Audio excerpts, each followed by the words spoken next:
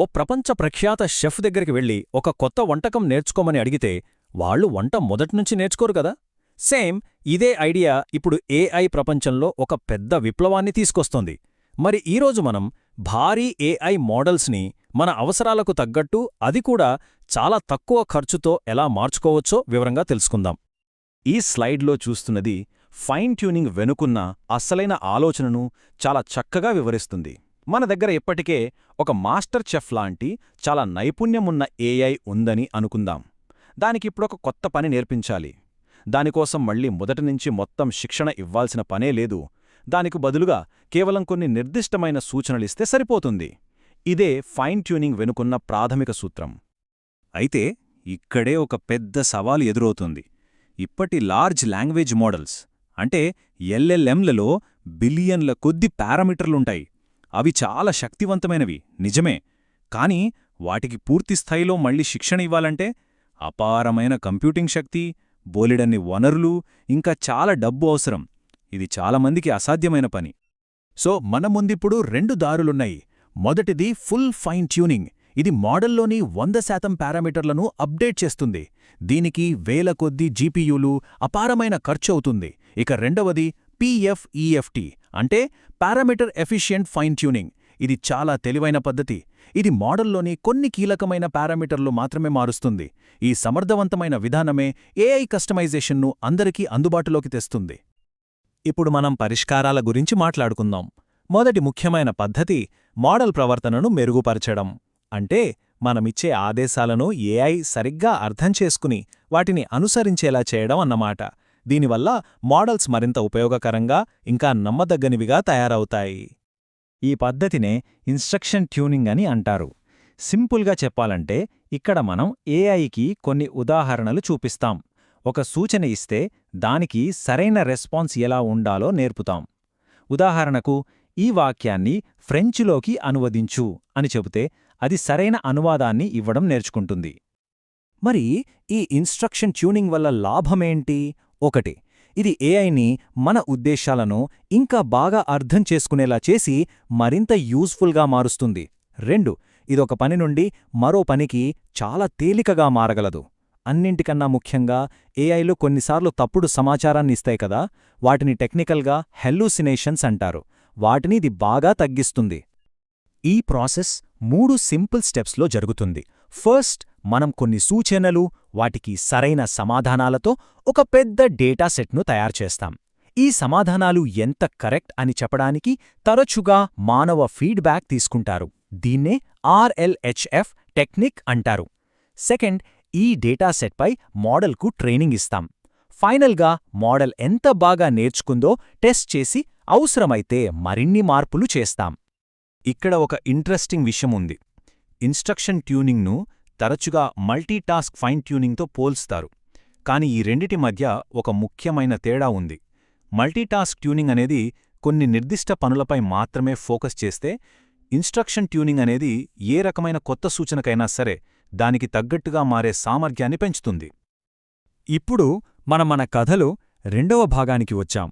Efficiency. Instruction tuning ఏమి చెయ్యాలో చెప్తుంది, కానీ పారామీటర్ ఎఫిషియెంట్ ఫైన్ ట్యూనింగ్ అంటే పిఈఎఫ్టి దాన్ని ఎలా సమర్థవంతంగా చేయాలో చెప్తుంది. ఇది ఫైన్ ట్యూనింగ్ను అందరికీ అందుబాటులోకి తెచ్చిన ఒక విప్లవం లాంటిది.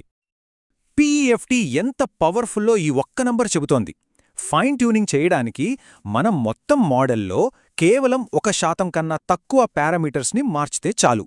ఇది అద్భుతం కదా. 100% బదులు కేవలం 1% కంటే తక్కువ. ఇది కంప్యూటింగ్ ఖర్చులను ఊహించినంతగా తగ్గించేస్తోంది. సో అసలు పిఈఎఫ్టి అంటే ఏంటి? ఇది కొన్ని టెక్నిక్ల కలయిక. దీనిలో మనం ముందుగా ట్రైన్ అయిన భారీ మోడల్ను చాలా వరకు మార్చకుండా, అంటే ఫ్రీజ్ చేసి, కేవలం కొన్ని పారామీటర్లను మాత్రమే కొత్త పని కోసం ట్యూన్ చేస్తాం. దీనివల్ల కంప్యూటింగ్, స్టోరేజ్ ఖర్చులు భారీగా తగ్గిపోతాయి. పెఫ్టు అంటే ఏదో ఒక్క పద్ధతి కాదు, ఇది ఒక వ్యూహాల సమాహారం. ఇప్పుడు మనం 3 ప్రధాన పెఫ్ట్ వ్యూహాలను క్లుప్తంగా చూద్దాం. దీనివల్ల మనకొక క్లియర్ పిక్చర్ వస్తుంది. మొదటిది సంకలిత ట్యూనింగ్ లేదా అడిటివ్ ట్యూనింగ్. దీని పేర్లోనే ఉంది. ఇక్కడ మనం ఆల్రెడీ ఉన్న మోడల్ను అస్సలు మార్చకుండా దానికి కొన్ని కొత్త చిన్న ట్రైనింగ్ భాగాలను యాడ్ చేస్తాం. ఇది ఒక కార్ ఇంజిన్కు టర్బోచార్జర్ను జోడించడం లాంటిది. అసలు ఇంజిన్ను మార్చకుండానే పర్ఫార్మెన్స్ను మెరుగుపరచడమన్నమాట. ఉదాహరణకు అడాప్టర్స్ అనే చిన్న న్యూరల్ నెట్వర్క్ లేయర్లను మోడల్ నిర్మాణంలోకి పెడతాం. ట్రైనింగ్ టైంలో మనం కేవలం ఈ అడాప్టర్లను మాత్రమే ట్యూన్ చేస్తాం, మిగతా మోడల్ అంతా ఫ్రీజ్లో ఉంటుంది. ఇది ఒక పెద్ద ఇంజిన్లోకి ఒక చిన్న స్పెషల్ పార్ట్ను ప్లగ్ చేయడం లాంటిది. ఇక రెండవ విధానం సెలెక్టివ్ ట్యూనింగ్. ఇక్కడ మనం ఎలాంటి కొత్త భాగాలను యాడ్ చెయ్యం.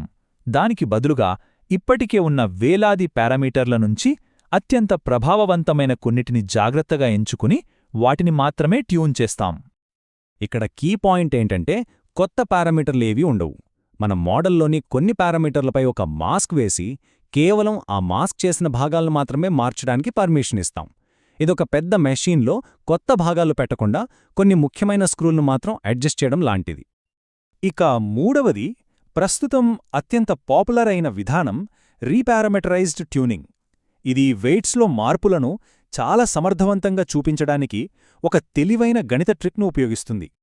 దీనికి బెస్ట్ ఎగ్జాంపుల్ లోరా. ఇది చేయాల్సిన పెద్ద మార్పులను రెండు చాలా చిన్న సమర్థవంతమైన మ్యాథమెటికల్ భాగాలుగా విడగొడుతుంది. ట్రైనింగ్ టైంలో మనం ఈ చిన్న భాగాలను మాత్రమే అప్డేట్ చేస్తాం. ట్రైనింగ్ అయిపోయాక ఈ చిన్న మార్పులను అసలు మోడల్లో కలిపేయచ్చు.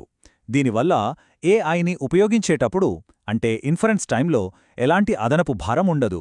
దీని అసలు ప్రయోజనం ఏమిటంటే ఇప్పుడు డెవలపర్లు ఒకే ఒక జీపీయూ మీద ఎన్నో రకాల ఏఐ స్పెషలైజేషన్లను తయారుచేసి టెస్ట్ చేయగలరు. కొన్ని సంవత్సరాల క్రితం ఇది అసాధ్యం. సరే, ఇప్పటిదాకా మనం చాలా టెక్నికల్ విషయాలు మాట్లాడుకున్నాం. కాని ఇవన్నీ మన నిజ జీవితంలో ఎందుకు ముఖ్యం? ఈ టెక్నిక్లు మన జీవితాలను ఎలా మార్చబోతున్నాయో ఇప్పుడు చూద్దాం. ఆరోగ్య సంరక్షణలో ఇది మనకు పర్సనలైజ్డ్ హెల్త్ అడ్వైస్ ఇచ్చే అసిస్టెంట్లను సృష్టిస్తుంది. కస్టమర్ సర్వీస్లో మన సమస్యలను వెంటనే అర్థం చేసుకునే చాట్బాట్లను తయారుచేస్తుంది. విద్యలో ప్రతి విద్యార్థికి తగ్గట్టుగా పాఠాలు చెప్పే ఏఐ ట్యూటర్లను అందిస్తుంది. ఇవి కేవలం కొన్ని ఉదాహరణలు మాత్రమే. దీని అప్లికేషన్స్ అనంతం. ఈ టెక్నాలజీ ఇంత వేగంగా అభివృద్ధి చెందడంతో ఇప్పుడు మన ముందు ఒక కొత్త సవాలు వచ్చిపడింది. అదేంటంటే ఇలా మనం తయారుచేసే వేలకొద్దీ లక్షలాది స్పెషలైజ్డ్ ఫైన్ ట్యూన్డ్ మోడళ్లను ఎలా మేనేజ్ చేయాలి, వాటిని సమర్థవంతంగా ఎలా సర్వ్ చేయాలి? ఇది టెక్ ప్రపంచం ఎదుర్కొంటున్న తదుపరి పెద్ద సమస్య. చివరగా ఒక ముఖ్యమైన ప్రశ్నతో ఈ చర్చను ముగిద్దాం. ఈ ఫైన్ ట్యూనింగ్ టెక్నాలజీ మనకు లక్షలాది స్పెషల్ ఏఐ ఎక్స్పర్ట్లను తయారుచేసే శక్తినిస్తుంది. అయితే ఈ నిపుణులు ఏం నేర్చుకోవాలి, వారి పరిమితులు ఏంటి అని ఎవరు నిర్ణయిస్తారు? ఇది కేవలం టెక్నాలజీకి సంబంధించిన ప్రశ్న కాదు, ఇది ఒక లోతైన సామాజిక ప్రశ్న. దీని గురించి ఆలోచించండి. ధన్యవాదాలు.